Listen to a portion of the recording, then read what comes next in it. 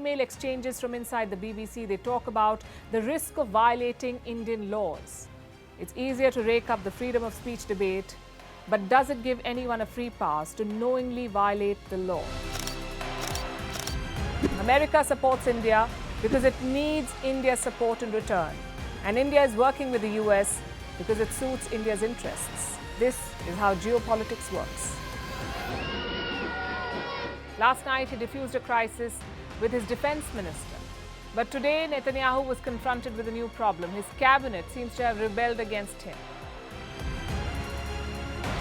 The UK is looking at the Indian subcontinent to fill its coffers. That India seems to be negotiating from a position of power, like a partner and not a former colony.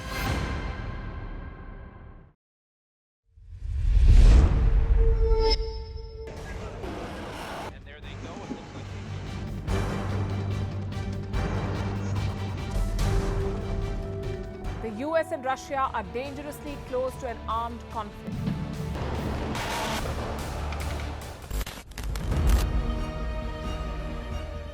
This year, 2023, New Delhi will be the capital of global diplomacy. For a country as diverse as ours, with 88% of the population illiterate, it was a very big deal to write a constitution, and that too, the world's largest. Meanwhile, if we may, here's a Republic Day gift from India for the BBC. A list of suggestions for the BBC for their upcoming documentaries. Number 1, the Kohinoor and the colonial loot. Number 2, an outdated monarchy and unhealthy obsession with the royals. Number 3, racism in 2023. We're waiting.